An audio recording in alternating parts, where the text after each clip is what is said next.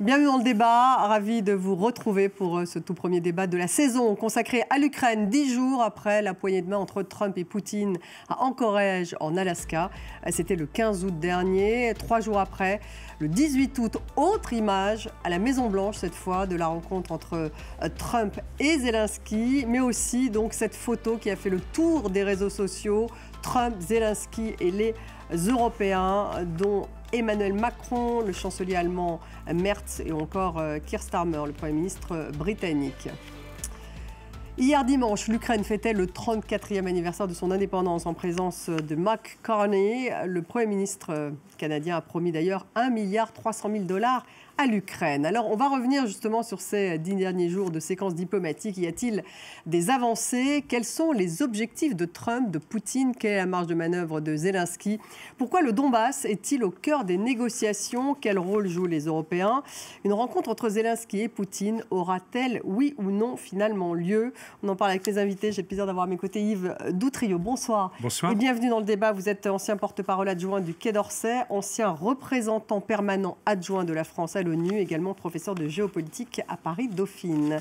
En face de vous, général Dominique Trinquant, bonsoir. Bonsoir. Merci d'être là, ancien chef de la mission militaire française auprès des Nations Unies. D'un monde à l'autre, c'est votre livre aux éditions Robert Laffont. Patricia Lémonière, grand reporter, ancienne correspondante, me semble-t-il aussi en Ukraine. Non, pas en Ukraine, mais... En Russie. Remplacement. J'ai fait beaucoup de remplacements. Beaucoup de remplacements comme correspondance en Russie, correspondance sur TF1. Bonsoir Patricia, merci d'être là. Tetiana Ogarkova est avec nous en direct de Kiev. Bonsoir, vous êtes journaliste, responsable du département international à l'Ukraine Crisis Media Center. Bienvenue à vous.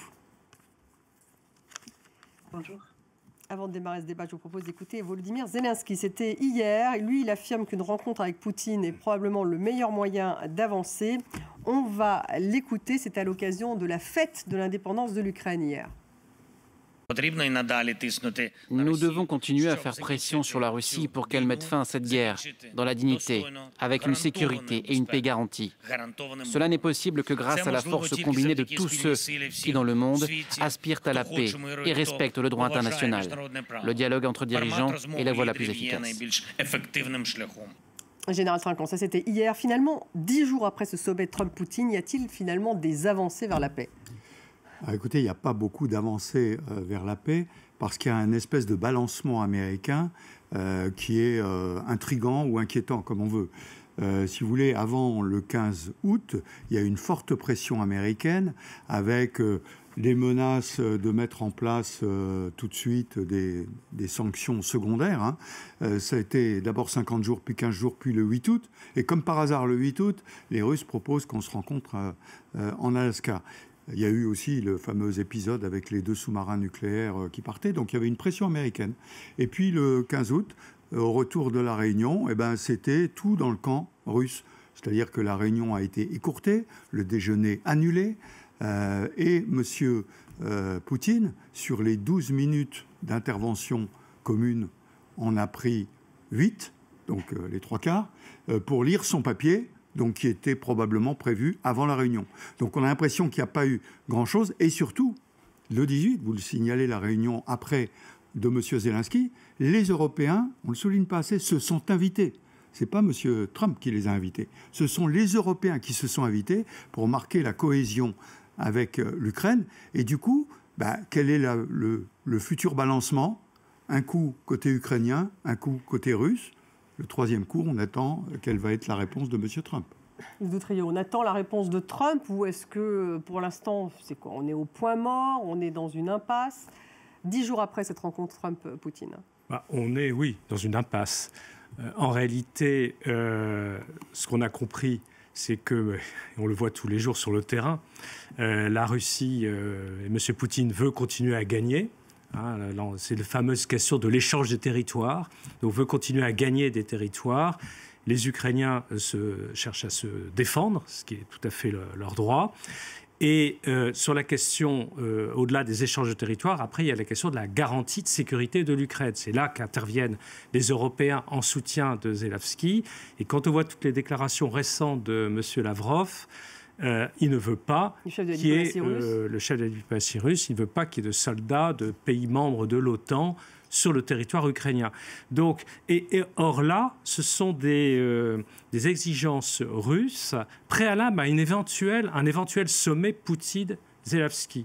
Et donc, je crois que Lavrov, hier ou avant-hier, disait « mais il n'y aura pas de sommet tant qu'on n'est pas d'accord sur l'ordre du jour ». Donc, en fait, il faudrait que, d'ores et déjà, les Ukrainiens acceptent le principe qu'ils refusent d'échange de territoire, puisque c'est leur territoire, et renoncent à ce qui est une garantie européenne sur le sol ukrainien, avant même qu'ils se réunissent. Donc, la fameuse rencontre espérée par Donald Trump risque de ne pas arriver très vite, c'est le moins qu'on puisse dire. Et pendant ce temps-là, la guerre continue. Entre Zelensky et Poutine, on va y revenir d'ailleurs. Cette rencontre, a priori, pour l'instant, elle est mal partie, en tout cas, d'après ce qu'en dit Lavrov. Zelensky la souhaite, néanmoins. Zelensky la souhaite, mais pour l'instant, du côté russe, c'est pour l'instant effectivement une fin de non-recevoir, dans la mesure où ils disent à Zelensky, vous pouvez venir, mais en Russie. Et le président ukrainien a sûrement lu des livres d'histoire où les Russes ont déjà invité, je ne penserai que les Hongrois, durant le soulèvement de Prague, ils avaient invité le général hongrois, enfin celui qui était une des têtes de ce soulèvement, à venir sur une base. Ils l'ont arrêté, quand même. Et il n'est pas ressorti, et après ils l'ont éliminé. Donc, en se rapportant à l'histoire, on voit très bien que l'invitation à Moscou peut être un piège. Mais ce qui est le plus intéressant aujourd'hui dans ce qui se passe, c'est quand même la déclaration du président Trump vendredi. Il nous a dit très clairement, soit on y arrive,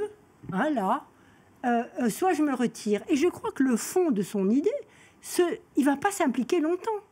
Ça ne l'intéresse pas, cette histoire-là. Ce qui l'intéresse, c'est finalement d'avoir fait copain-copain avec Vladimir. Voilà, la chose est entendue, elle n'est pas réglée. Donc il pourrait lâcher l'ensemble. Mais il peut totalement lâcher si ça ne marche pas, parce que c'est un homme qui aime quand même les choses assez rapides. Il avait promis qu'il nous ferait 124 heures. On voit bien où on en est. Et surtout, il travaille dans un temps totalement différent de Vladimir Poutine. Vladimir Poutine, lui, travaille dans le temps long. Il est là jusqu'aux années 2036 ou 2035. Quant à Donald Trump, au mieux dans 3-4 ans, sauf s'il change la constitution américaine. Mais Donald Trump n'est pas fait pour rester. Donc on a deux hommes qui travaillent dans des temps différents. On a un homme d'affaires qui aime les deals rapides. Et on a quelqu'un qui est formé à la diplomatie russe, celle du KGB, pour qui il faut faire traîner les discussions. Mais alors là, Trump oublierait le prix Nobel de la paix. Mais s'il lâche tout. Il l'a déjà oublié, à mon avis, même s'il s'y accroche. Qu'en disent les Ukrainiens, Tetiana Ogarkova? Est-ce qu'il y a eu une sorte d'espoir il y a 10 jours, justement, avec ces différentes réunions, Trump et Poutine, et ensuite Trump-Zelensky avec l'ensemble des Européens? Qu'est-ce qu'on en dit 10 jours après? En fait, il y a 10 jours, le 15 août plus précisément, il n'y avait aucune illusion côté ukrainien sur la suite des événements. Évidemment, les images étaient honteuses, que de voir les soldats américains déplier ce grand tapis rouge pour ce que nous considérons être un criminel de guerre, Vladimir Poutine. Évidemment, nous avions plutôt des craintes que Trump pourrait nous trahir d'une manière beaucoup plus explicite. Heureusement, ça n'a pas eu lieu. Heureusement, il y avait la rencontre de Washington où les leaders européens se sont rendus, sans être vraiment invités, mais ils étaient là à côté de Volodymyr Zelensky. Donc, on pourrait parler d'un front solidaire européen avec l'Ukraine, qui essayait d'expliquer à Donald Trump que des principes, en fait, qu'on ne peut pas céder l'Ukraine et que ce n'est pas en apaisant l'agresseur, en lui proposant encore des morceaux, que ce soit Donbass, que ce soit autre chose, qu'on l'apaise. Et puisque nous savons tous l'histoire depuis 2014, Poutine a déjà eu la Crimée, Poutine a déjà eu des morceaux de Donbass. Est-ce que ça l'a arrêté? Ça l'a arrêté avant la grande invasion? Ah non. Et donc, qu'est-ce que vous nous donne à croire que si on lui donne encore Sloviansk ou Kramatorsk ou n'importe, Zaporizhia ou Kherson, est-ce que ça va le contenter? Nous savons très bien ici en Ukraine ce que veut Poutine. Il veut la disparition de l'Ukraine en tant que l'État indépendant. C'est très clair. C'est déclaré. Lavrov qui se présente à Alaska avec le t-shirt, avec le sweatshirt, en fait, avec l'inscription URSS, c'est un signe non verbal très, très clair. Il veut la restauration de l'Empire. Donc du coup, comment l'arrêter, Général Trinquant? Intéressant, parce que ça rejoint l'article de Timothy Snyder, l'historien américain qui était à Yale, et maintenant il est au Canada, historien américain spécialiste de la Seconde Guerre mondiale, lui qui parle, on va voir ce Financial Times, c'est dans le Financial Times de ce week-end, les mythes qui ont fait la guerre de Poutine, et il dit que Poutine finalement utilise des mythes du Moyen-Âge, ça rejoint ce que vient de dire Tetiana Ogarkova, un conte, notamment les contes du passé, des mythes qui lui permettent de nier l'existence même de l'identité ukrainienne. Il dit finalement Poutine est le fondateur de la politique post-vérité dans laquelle Trump s'épanouit. Mais lorsqu'on met en avant une politique post-vérité, comment s'arrête-t-on? Comment arriver à un deal? Comment arriver à la paix? Oui, mais je crois que M. Poutine, pour l'instant, n'a pas du tout l'intention, cela a été dit, de négocier. Alors, 2 points. La post-vérité, déjà, M. Zelensky n'est pas un président de l'Ukraine. C'est ce que disent les Russes. Hein. 2e point, un personnage dont on parle de plus en plus, dont on ne parlait pas beaucoup avant, c'est M. Lavrov. Il se trouve qu'à New York, bien connu M. Lavrov, j'ai trouvé très intéressant d'abord. Le chef de la diplomatie russe, hein, qu'il arrive avec son... Un vieux de la vieille. Hein, un vieux de la vieille. 20 ans. Mais un excellent diplomate au passage, hein, et qu'il arrive avec son t-shirt URSS, ça marquait d'entrée de jeu les choses. Mais aujourd'hui, on n'entend plus que lui. Il parle beaucoup. Et pour moi, c'est un indice intéressant de ce que les Russes, contrairement à ce qu'on dit souvent sur le terrain, ne gagnent pas tant que ça, ne sont pas si forts que ça sur le terrain, et veulent gagner par la négociation ce qu'ils ne sont pas capables de gagner sur le terrain. Donc il y a une marge de négociation. Vous pensez qu'il y a une volonté de négocier tout de même du côté des Russes? Oui, mais c'est une volonté de négociation parce qu'ils ne peuvent pas faire autrement. Souvenez-vous, les 4 oblats, il y a encore quelques mois, ils devaient annexer les 4 oblats. D'un seul coup, on vous dit, finalement, on veut en annexer 2 et les autres, on les prend qu'aux 3/4, là où on occupe. Ça, c'est une première marque de faiblesse russe parce qu'il y a encore 6 mois, il n'était pas question d'aller en dessous des 4 oblats. Donc je pense que les Russes, aujourd'hui, contrairement à ce qu'on dit souvent, quand on regarde dans le détail, ne sont pas dans la position de force qu'ils prétendent, mais bien sûr, ils sont arrivés le 15 en Alaska avec une position de force. Et c'est M. Trump qui s'est dégonflé. Il ne faut pas se tromper. C'est M. Trump qui s'est dégonflé devant M. Poutine. Les Américains s'y trompent pas. Pourquoi est-ce qu'il se dégonfle devant Poutine? Les Américains, vous le dites, chicken out, il est toujours comme ça, il se dégonfle. Il se dégonfle. C'est pas un homme fort, c'est un homme faible qui veut donner l'impression d'être un homme fort. C'est-à-dire que ce qui l'intéresse, c'est pas tellement l'Ukraine, c'est des relations fortes avec la Russie. On a évoqué l'Arctique. Souvenez-vous, Poutine est venu avec son ministre de l'économie, je ne sais pas si c'était des hommes d'affaires, enfin des gens vraiment liés à l'industrie russe. Et là-dessus, ils ont peut-être échangé aussi quelques mots là-dessus. Souvenez-vous ce qu'il a dit, voilà, tant qu'on n'est pas d'accord sur tout, il n'y a pas de deal. Hein, c'est ce qu'a dit Trump lors de le briefing, les quelques minutes pendant lesquelles il a parlé. Ce qui voulait dire que sur beaucoup d'autres sujets qu'on avait effleurés, il pouvait y avoir un accord. Vous vous souvenez, l'Arctique, l'énergie, et pourquoi pas relancer des discussions sur la stratégie nucléaire, enfin sur l'équilibre, la dissuasion nucléaire. Donc, d'ailleurs, il l'a redit aujourd'hui dans sa conférence de presse qu'il voulait relancer les questions, voilà. La question de la dissuasion nucléaire. Et donc ça, c'est des sujets qui l'intéressent. Et le risque, effectivement, c'est que c'est l'Ukraine et donc l'Europe qui en paie les pots cassés, parce que notre sécurité, la sécurité de l'Europe, c'était dit et répété par tous les Européens qui étaient dans le bureau ovale, enfin c'est pas le bureau ovale d'ailleurs, à la Maison-Blanche.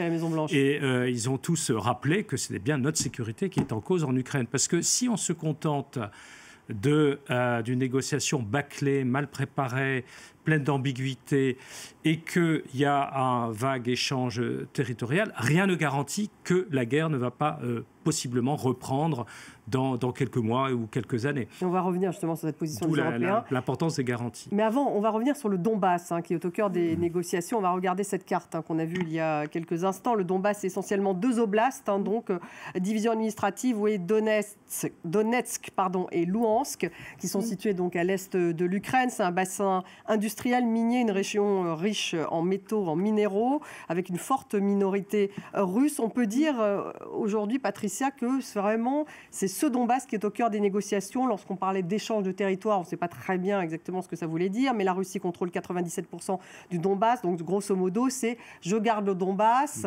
les Ukrainiens me laissent le Donbass et on gèle l'autre partie, on gèle les positions dans la région de Kherson et Zaporizhia. C'était à peu près ça. Dans ce qui compose compose le Donbass, c'est effectivement Louhansk et le Donbass, et Donetsk. C'est ça qui compose le Donbass. Et sur Donetsk, les Russes, effectivement, ont, malgré les avancées, des difficultés. Ils n'en contrôlent, les Ukrainiens contrôlent encore 20% du territoire. Donc, à l'allure où ils vont, les Russes, on est parti pour de nombreuses années avant une conquête totale de la région de Donetsk. Et ce qu'il leur faudrait pratiquement conquérir, c'est quand même l'équivalent d'un petit département français. Donc, c'est pas n'importe quoi, si on veut mettre ça à notre échelle. Et pour les Ukrainiens, c'est excessivement difficile. Moi, je suis allée pas mal dans cette région. Et c'est une région où, en fait, si les Russes prennent toute cette région qui leur manque, en fait, après, c'est la plaine toute plate. Donc, c'est l'autoroute pour Kiev. Donc, c'est une région qu'ils n'ont absolument pas envie de rendre. D'abord, c'est une région pour laquelle ils ont eu beaucoup de morts. Et puis, c'est une région qu'ils ont beaucoup fortifiée. Et les lignes sont très dures dans cette région-là. Donc, ils s'y accrochent et ils n'ont pas envie de les abandonner, effectivement, pour des raisons qui ne sont pas que des raisons, j'ai envie de dire, sentimentales, mais qui sont des raisons purement stratégiques, mais sur un plan purement militaire. Donc, stratégique parce que c'est une ligne de front, c'est ça? Voilà, tout à fait. C'est la ligne de front, mais c'est surtout une ligne de front sur laquelle ils sont très accrochés et où ils sont encore dans une position qui leur permet de protéger la plaine qui est derrière. Cette région est particulièrement intéressante sur le plan militaire, c'est ce qu'ils appellent la citadelle. Et la citadelle qui est extrêmement bien préparée, dont il faut rappeler qu'en 2014, donc il y a 11 ans, quand il y a eu des offensives dans la région pour les prendre, à partir de ces positions, les Ukrainiens ont pu reprendre une partie du Donbass. Et donc aujourd'hui, ils disent abandonner ce terrain. C'est pour ça que les Russes se concentrent. S'ils abandonnent le Donbass, quelles conséquences militaires? Sur le plan militaire, ils ont pris la citadelle, il n'y a rien qui les arrête à partir de la plaine. C'est pour ça qu'ils laissent tomber Zaporijjia et Kherson. Au passage, Kherson, ça nécessiterait de franchir le Dniepr, ce qui est impossible pour eux. Zaporijjia, c'est compliqué. Donc là, les Russes veulent conquérir par la diplomatie, ce qu'ils n'arrivent pas à avoir par la guerre, parce qu'il faut rappeler que pour Potrovsk, ça fait 18 mois que les Russes attaquent et qu'ils ont progressé de 11 km. Donc, comme vous le disiez, pour conquérir le reste, ça va prendre des mois. C'est pour ça qu'ils veulent absolument le négocier. Mais pour les Ukrainiens, c'est impossible de lâcher la citadelle. C'est pour ça que les Ukrainiens, comme les Européens, militent pour un cessez-le-feu. Pourquoi? Parce qu'un cessez-le-feu, c'est la ligne où on est. Geler le front. Et ça ne vous oblige pas à reconnaître que c'est un territoire russe. On arrête le combat. Et puis on discute après. Alors, encore faut-il que le cessez-le-feu soit respecté. Oui, bien sûr. C'est l'inquiétude. Et quand on a un cessez-le-feu, il faut aussi des observateurs impartiaux qui vont vérifier si les deux parties respectent bien le cessez-le-feu. Alors, c'est là où peut-être qu'une organisation comme l'ONU pourrait avoir un rôle. C'est un autre sujet. C'est un autre sujet que les garanties de sécurité. Oui. Il y a deux sujets. Il y a d'une part, il y a un cessez-le-feu, mais on sait que les Russes n'en veulent pas. Mais si un jour il y avait quand même un accord de paix hypothétique, forcément on cesse le feu. Il y a un accord de paix. Mais encore faut-il que cette trêve, en quelque sorte, durable, soit respectée. Donc c'est là où l'ONU pourrait avoir un rôle. Ce qui n'a rien à voir avec la garantie de sécurité que demande l'Ukraine. Et l'Ukraine s'adresse très logiquement, alors n'entrera pas dans l'OTAN, mais s'adresse à des États membres de l'OTAN, des États européens, peut-être même en dehors de l'OTAN, pourquoi pas, pour garantir sa sécurité. Et c'est là où Lavrov, dont on parlait tout à l'heure, dit mais non, ça ne peut pas être à l'ordre du jour, donc pas de sommet entre Zelensky et Poutine. Donc on va l'écouter d'ailleurs, Sergei Lavrov, qui se mord jusqu'à ce que M. Trump s'énerve à nouveau. On verra. Sergei Lavrov. Ils ne font que chercher un prétexte pour empêcher les négociations et veulent que ce ne soit pas perçu comme de leur faute ou celle de Zelensky, qui est également obstiné, qui pose des conditions et exige une rencontre immédiate avec Poutine à tout prix. C'est une tentative de violation du processus initié par les présidents Poutine et Trump et qui a apporté de très bons résultats. Tetiana Ogarkova, on voit qu'il est très réticent, même sur une rencontre entre Poutine et Zelensky, Lavrov. Pourquoi Zelensky tient à cette rencontre avec Poutine? Écoutez, Zelensky dit tenir à cette rencontre parce que c'est la seule position diplomatique possible dans le contexte diplomatique donné. Nous sommes dans le contexte de l'arrivée de Donald Trump au pouvoir aux États-Unis, où justement avec cette idée de deal et cette idée de l'accord entre la Russie et l'Ukraine, avec déjà 2 épisodes du chantage contre l'Ukraine, n'est-ce pas, avec l'arrêt total de renseignements militaires, après de l'aide militaire. Et donc évidemment, Zelensky doit tout faire pour démontrer que c'est l'Ukraine qui veut la paix. Parce que dans la bouche de Donald Trump, une fois sur 2, c'est soit l'Ukraine qui ne veut pas la paix, après c'est Poutine qui est méchant, après c'est encore l'Ukraine qui est coupable, après encore une fois c'est la Russie qui est coupable.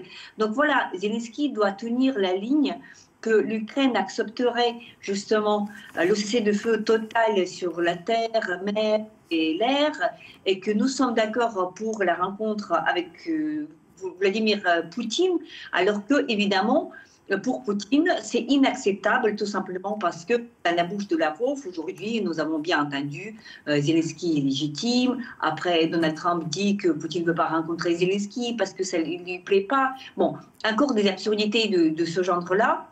Ce qui est très clair derrière, c'est que jamais la Russie n'acceptera pas de négocier directement avec l'Ukraine. Tout simplement parce qu'ils ne veulent pas, on parle beaucoup de la Donetsk, mais ce n'est pas la région de Donetsk qui veut la Russie. La Russie veut bien l'anéantissement, la disparition de l'Ukraine en tant que l'État indépendant, c'est très clair. Et donc, ils n'ont pas changé d'un millimètre de leur souhait avant la grande invasion russe. Général Trinquant ? Oui, je crois qu'il y a aussi un aspect symbolique pour M. Poutine. Rencontrer M. Zelensky, c'est une défaite. C'est une preuve de faiblesse. Alors, ils sont en train... Il n'a pas dit non à Trump. Et puis maintenant, il recule. Oui, mais on fait tout pour que ça ne se fasse pas. Vous comprenez ? On ne veut pas de cessez-le-feu, on veut négocier tout avant la réunion, etc. etc. Mais je pense que... Ça serait un aveu de faiblesse, d'après vous. Ça serait un aveu de faiblesse pour le président Poutine. Mais dans les dernières déclarations, on a vu des choses intéressantes, dans lesquelles, finalement, il disait...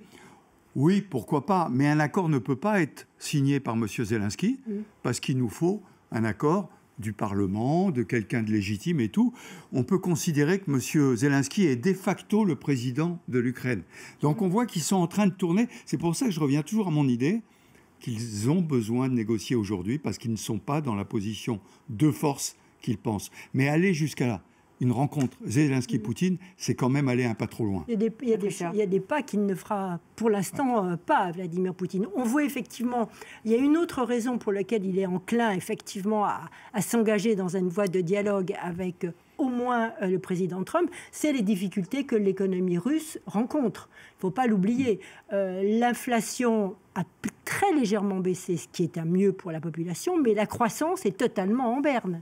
En même temps, c'est une économie de guerre, donc on a l'impression que ça peut durer et durer. Alors justement, l'économie de guerre, effectivement, sur les secteurs purement industriels, militaires, il y a une progression, mais les autres secteurs sont en chute libre. L'industrie automobile est en chute libre, l'industrie charbonnière est en chute libre. On est à des moins. On n'est même plus à zéro, on est à moins 25% dans certains secteurs. Donc des usines licencient.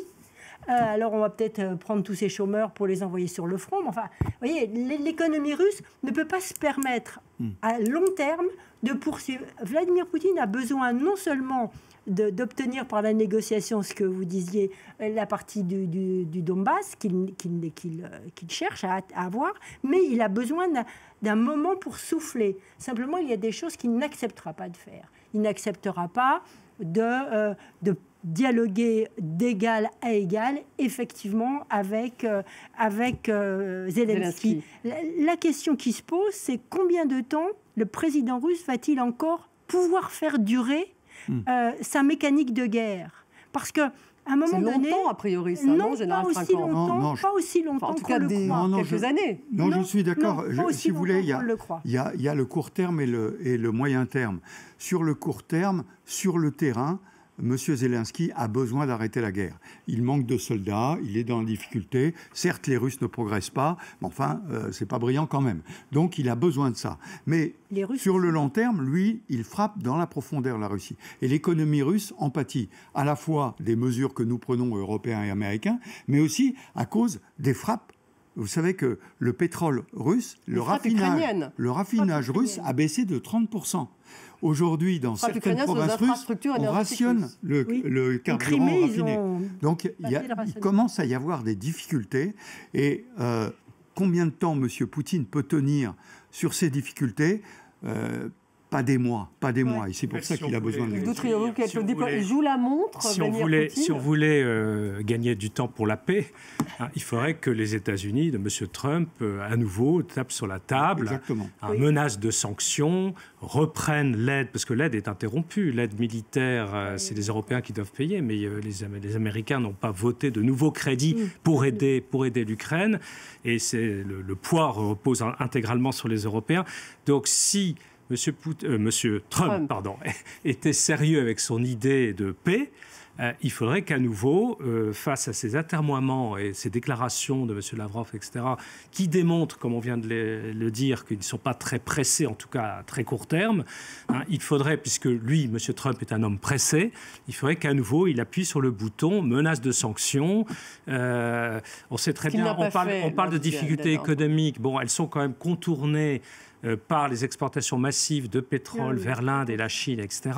Les fameux bateaux fantômes. Alors, M. Trump et les Européens avaient applaudi, avaient parlé de sanctions secondaires avec des droits de douane astronomiques contre l'Inde. Mais finalement, tout ça, c'était des déclarations. Il faudrait maintenant qu'au-delà des déclarations, il avance là-dessus. Et à ce moment-là, peut-être que M. Lavrov changerait de ton. Il a donné une conférence de presse, on va y revenir dans un instant, mais avant, je voudrais que vous écoutiez J.D. Vance, son vice-président, qui s'est exprimé hier, justement. Je pense que les Russes ont fait des concessions significatives au président Trump pour la première fois en 3 ans et demi de conflit. Ils ont la volonté d'être flexibles sur certaines de leurs demandes principales. Ils ont évoqué ce qui est nécessaire, selon eux, pour terminer la guerre.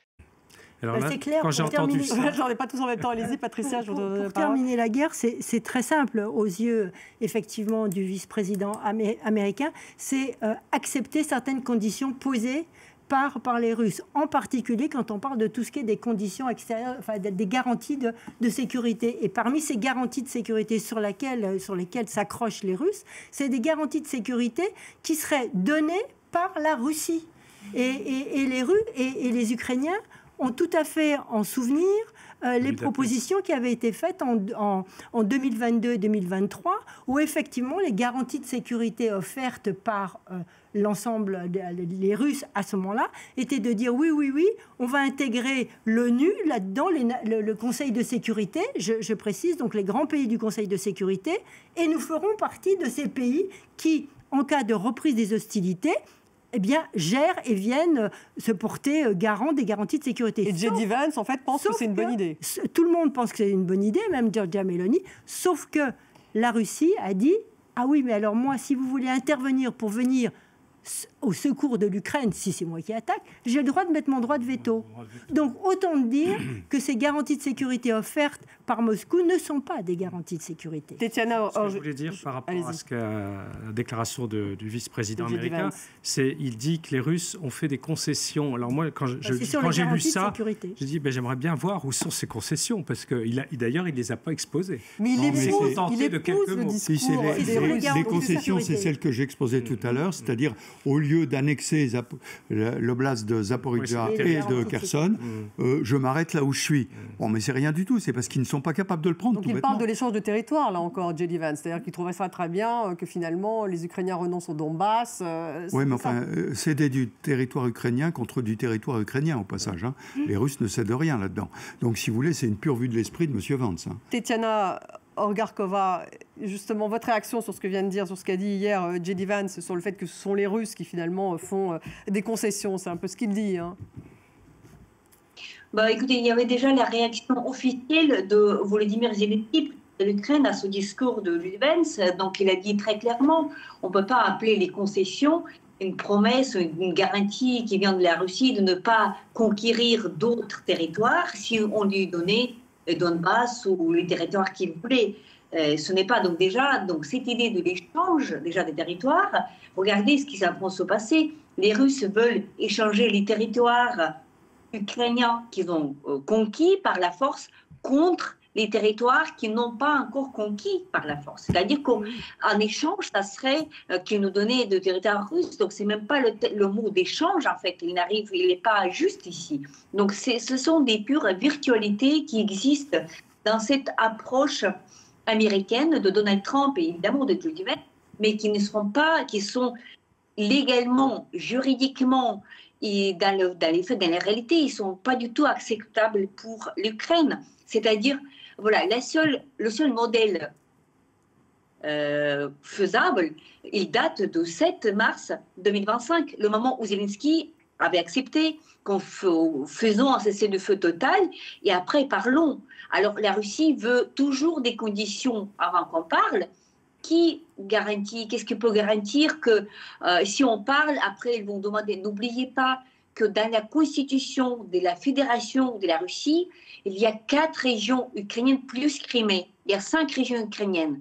Comment est-ce que Poutine, pour procéder, pour s'arrêter, il faudra qu'il change la constitution? Est-ce que vous croyez vraiment qu'il va changer la constitution russe pour renoncer à ce qu'il a déjà inclus dans cette constitution? Tout ceci, c'est un impasse, en fait.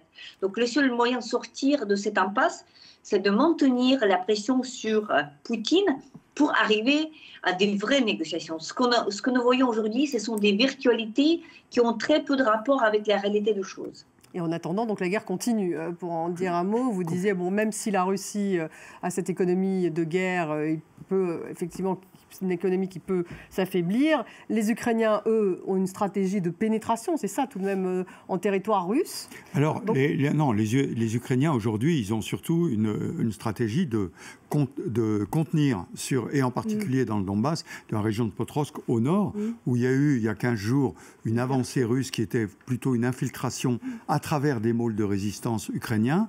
L'Ukraine a envoyé le corps Azov pour contre-attaquer, a repris une partie du terrain. Mais comme vous disiez, la guerre continue pendant ce temps-là. Et le président Trump n'arrête pas de dire il y a des gens qui meurent, il faut arrêter de bloodshed, etc. Il a parfaitement raison. Mais sauf que M. Poutine s'en fout complètement. Que ce soit des morts ukrainiens ou russes d'ailleurs. Lui, il veut le rapport de force sur le terrain, gagner, et tant qu'il n'aura pas fait céder le bras de fer ukrainien, il va continuer. Mais je suis tout à fait d'accord avec Ludo Trio. Il faut que M. Trump revienne à la position pré-Anchorage, où là, il mettait la pression sur M. Poutine, et on ne sait pas ce qui s'est passé dans le tête-à-tête. Qu'est-ce qu'il a fait changer dans la voiture. Dans la voiture. Et dans la voiture, c'est passé quelque chose. Et le tête-à-tête dans la salle, le seul conseiller qui était avec le président Trump, c'était Witkoff. Or, Witkoff, on le sait, revient à chaque fois avec le langage de M. Poutine. Donc, si vous voulez, on ne peut pas être très rassuré de ce type de tête-à-tête. Alors, Donald Trump s'est exprimé lors de cette conférence de presse il y a quelques instants. On a un extrait de cette conférence de presse. On va l'écouter. Nous ne sommes même pas encore entrés dans les détails. Nous verrons. Premièrement, les Européens vont donner à l'Ukraine des garanties de sécurité significatives. Ils devraient le faire parce qu'ils sont là. Mais nous serons impliqués pour les soutenir. Nous allons les aider. Nous allons les aider. Ça, c'est un point. Nous allons les aider. On sait très bien que le président Trump peut sortir des accords assez facilement. On a bien vu l'accord avec l'Iran. Il en est sorti comme ça. Donc, le problème... Vous voulez dire qu'il n'y a pas de crédibilité? Le problème de la parole du président Trump, c'est qu'il peut promettre quelque chose aujourd'hui, des garanties de sécurité fortes. Qu'est-ce qu'il entend? Alors, tous les Européens ont réfléchi. Est-ce que c'est le renseignement? Est-ce que c'est l'aviation? Est-ce que... Il a parlé de aérien. Voilà. Mais le problème de la parole du président Trump, c'est qu'elle est aussi éphémère que les deals qu'il veut conclure. Et en face de lui, j'en finirai par là, on a un homme qui ne vit que par la guerre. Depuis que le président Poutine est arrivé au pouvoir, depuis les années 2000, il ne cesse de faire la guerre. Il a fait la guerre en Tchétchénie, il a fait la guerre en Géorgie, il a fait la guerre... Enfin, il vit par la guerre. Donc, on ne le voit pas arrêter cette mécanique de guerre. Il peut donner quelques années entre deux guerres, mais sa survie tient à la guerre. Donc, il ne va pas s'arrêter, même si on avait, et j'ai beaucoup de mal à le croire aujourd'hui, un accord de paix. Parce qu'on ne parle plus d'accord de cessez-le-feu, on parle d'un accord de paix. Alors justement, Lydie Truot, pour revenir sur ce qu'a dit Donald Trump, il est revenu sur ces garanties de sécurité, donc, qui devraient d'abord être des garanties de sécurité européennes et même plus larges, puisqu'on parle de cette coalition de volontaires qui inclurait le Canada, par exemple. Le Premier ministre canadien était hier avec Zelensky à l'occasion de la fête de l'indépendance. Donc, d'abord, pour revenir sur l'Europe, est-ce que l'Europe est crédible lorsqu'elle parle d'une coalition de volontaires qui pourrait protéger l'Ukraine, garantir des sécurités, garantir la sécurité de l'Ukraine, alors qu'ils ne sont absolument pas d'accord, par exemple, sur l'envoi des forces sur place, entre Merz et Meloni, enfin, on n'est pas du tout sur la même longueur d'onde. Donc, est-ce que l'Europe est crédible, ne serait-ce que cela, sur ces garanties de sécurité? C'est qu'elle soit crédible. Alors, simplement, c'est compliqué parce qu'on n'a jamais été confronté avec une telle situation. Enfin, depuis 1949, c'est l'OTAN pour ce qui concerne la sécurité du continent européen. Alors, maintenant, on a d'une part l'invasion russe en Ukraine, et d'autre part, tout le discours américain selon lequel c'est d'abord aux Européens de se défendre avec des armes américaines, il faut bien le rappeler, et que donc les Européens devraient se débrouiller. Alors, dans un premier temps, il est vrai que quand on a monté cette coalition de volontaires, il y avait une grande réticence du côté américain pour s'engager d'une manière ou d'une autre. Là encore, je crois qu'hier ou avant-hier, on a bien compris qu'il n'y aurait pas un seul soldat américain présent sur le sol ukrainien. Tout à l'heure, j'ai dit que M. Lavrov, lui, ne voulait pas de présence de soldats de membres de l'OTAN, européens de l'OTAN, sur le sol ukrainien. Donc ça, c'est une énorme difficulté qu'il faudra résoudre. Mais alors, le fait que, je crois qu'il y a quand même des discussions avec les Américains, dans le cas de l'OTAN, il ne faut pas oublier qu'à la Maison-Blanche, il y avait aussi le secrétaire général de l'OTAN, Mark Rutte. Donc, visiblement, il ne faut pas parler de l'OTAN à Poutine. Jamais l'Ukraine n'entrera dans l'OTAN. Mais pour autant, évidemment, il y a des moyens de l'OTAN, des moyens logistiques qui sont donc en fait américains, qui pourraient soutenir cette éventuelle garantie militaire des pays européens. Alors, vous savez, il y a un fameux débat sur l'article 5. Il était dit et répété, l'Ukraine n'entre pas dans l'OTAN, donc jamais l'Ukraine bénéficiera de l'article 5. Alors après, on a vu des gens, des responsables dire oui, mais il peut y avoir un article 5 spécial bilatéral, la France avec l'Ukraine, le Royaume-Uni avec l'Ukraine, etc., etc. Donc vous voyez, sur le plan juridique, on peut inventer des tas de formules possibles. Ce qui est important, c'est que les Ukrainiens aient le sentiment que les Russes ne pourront plus les attaquer. Mais la première garantie de sécurité, c'est d'abord l'armée ukrainienne. Alors, le général sera peut-être d'accord ou pas, mais c'est l'armée ukrainienne aujourd'hui qui serait l'armée la plus forte d'Europe, en Europe. Et donc, il n'y a pas de raison de penser que cette armée ukrainienne va être désarmée comme le souhaite la Russie. La Russie donc, veut la démilitarisation de l'Ukraine. C'est l'Ukraine, mais en arrière-plan, les Européens. Finalement, l'armée ukrainienne pourrait être l'une des plus grandes garanties de sa sécurité à l'avenir. Mais complètement. L'armée française le reconnaît, le président de la République, Emmanuel Macron, l'a dit. La première garantie de la sécurité de l'Ukraine, c'est l'armée ukrainienne. Rappelons simplement que l'armée ukrainienne se bat depuis 11 ans, depuis 3 ans depuis la dernière invasion, et que depuis 3 ans, elle résiste. Et la Russie n'a pas réussi à la faire s'écrouler. Donc c'est la première garantie. La deuxième, je trouve qu'on est toujours un peu méchant avec les Européens. J'ai rappelé que c'était eux qui s'étaient imposés à la Maison-Blanche, mais ils ont aussi, la coalition des volontaires, a créé son PC à Paris, qui est actuellement là et qui travaille. Alors, ils travaillent comme on sait travailler. Je disais tout à l'heure à l'ambassadeur que les militaires, quand on leur donne quelque chose, ils ne savent pas faire autrement que de travailler. Donc, ils sont en train de travailler sur cette coalition de volontaires qui veut venir, zone arrière, la Roumanie, la Pologne, qui peut se déployer, des Français, des Italiens, etc. En Roumanie ou en Pologne, pas en Ukraine. Les Roumains et les Polonais disent, nous, on est chez vous, mais vous avez besoin d'une zone arrière, on est capable de l'assurer. Ce qui n'est pas complètement faux.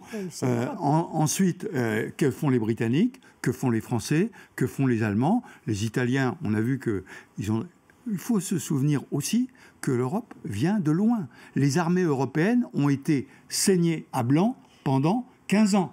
Donc aujourd'hui, le souci de ces pays, c'est de remonter leur puissance militaire avant de les déployer. La France est un peu en avance par rapport aux autres, mais pas tant que ça. C'est la fameuse autonomie stratégique dont parle le président Macron depuis 2017. Exactement. Tetiana Ogarkova, une réaction justement sur ces garanties de sécurité européennes. Qu'en dit-on en Ukraine? On sait que c'est important, les Européens, pour Zelensky, mais est-ce qu'ils sont crédibles? Oui, évidemment, et il faut que l'Europe soit crédible, donc n'oublions pas la symétrie de cette guerre. C'est une guerre qui se déroule entre la Russie et l'Ukraine, entre un pays qui est 4 fois supérieur en termes de la population, plusieurs fois supérieur en termes de l'économie et ressources naturelles. Je ne parle même pas de la superficie. Donc évidemment, c'est David contre Goliath, donc c'est inévitable que l'Ukraine a besoin de partenaires, des alliés et des alliances. Des guerres d'une telle intensité et d'une telle innovation, en fait, innovation permanente, il ne se gagne pas tout seul. Il faut des alliances pour gagner de telles guerres. Si on a l'espoir de gagner cette guerre, évidemment, l'Europe a des ressources très importantes pour aider l'Ukraine, que des ressources financières pour aider avec l'achat des armements, y compris des armements américains, qu'avec avec le soutien diplomatique que nous avons vu déployer à Washington récemment, avec des partenariats pour coproduction des armements, comme par exemple hier un accord signé avec Canada, mais il y a déjà d'autres, même avec la France. Donc c'est dans l'effort commun et solidaire que l'Europe peut se renforcer aussi avec l'Ukraine et en partie grâce à l'Ukraine, parce que l'armée ukrainienne, c'est la seule armée européenne qui se bat en temps réel, qui se bat tous les jours, jour et nuit en fait, et qui est au courant aussi de toutes les innovations qui sont en train de se faire sur la ligne du front. N'oublions pas que dans la guerre, c'est un véritable laboratoire technologique. Donc évidemment, l'Europe a tout intérêt d'aider l'Ukraine parce que l'Ukraine elle contient cette agression russe et évidemment c'est le bouclier en quelque sorte de l'Europe. Donc dans cet effort commun, nous avons des chances de faire face à la Russie qui est un pays évidemment beaucoup plus fort en termes de ressources.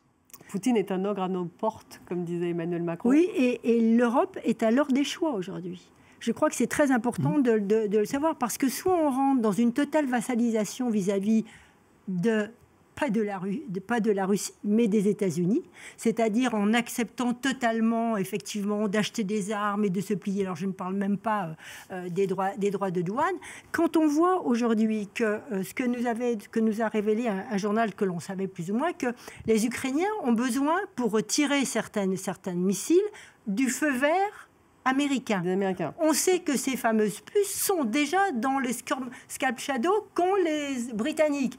Donc, si nous dépendons à ce point-là de tout l'armement américain que nous allons acheter pour soutenir, en théorie, l'Ukraine, il va donc falloir que nous demandions chaque fois à Washington si les armes qu'on a achetées peuvent être utilisées. Et donc là, se pose toute la question du sursaut de l'Europe, effectivement, pour essayer de construire cette fameuse industrie qui n'arrive jamais, mais dont on a les moyens. Et dont on a les moyens, c'est un peu la question. Je pense qu'il est possible, en tout cas, d'organiser notre futur. Parce que depuis que nous disons que nous n'avons pas de moyens, ça fait 20 ans. Et s'il y avait 20 ans, s'y était mis, on aurait plus de moyens aujourd'hui. Écoutez, les moyens, c'est un problème de choix. Oui, l'Europe, 450 millions d'habitants, 3e puissance économique au monde, tout confondu, 2e budget de défense au monde, mais ça, c'est les moyens. Si vous faites les synergies de tous les budgets... Non, mais voilà. Mais vous savez, je pense qu'un jour, on va élever une statue à M. Poutine et à M. Trump à Bruxelles. Parce que M. Poutine nous a rappelé qu'il fallait être fort et que la menace était là. M. Trump nous a rappelé que l'alliance américaine est aléatoire. Voilà. Et je crois, Poutine et Zelensky vont se voir ou pas, à votre avis? Je crois qu'on a déjà essayé de répondre tout à l'heure. En tout cas, pas dans les jours qui viennent. Voilà. En tout cas, je crois au sursaut européen provoqué par la guerre en Ukraine. Et pas dans les jours qui viennent, en tout cas, cette rencontre entre Zelensky et Poutine. Merci beaucoup d'avoir participé à cette émission. Tetiana Ogarkova, vous étiez avec nous en direct de Kiev. Général Trinquant, merci beaucoup. Yves Doutrio, merci. Patricia Lémonière, merci à vous tous de nous avoir suivis. Vous retrouvez l'émission sur les réseaux sociaux. Restez avec nous.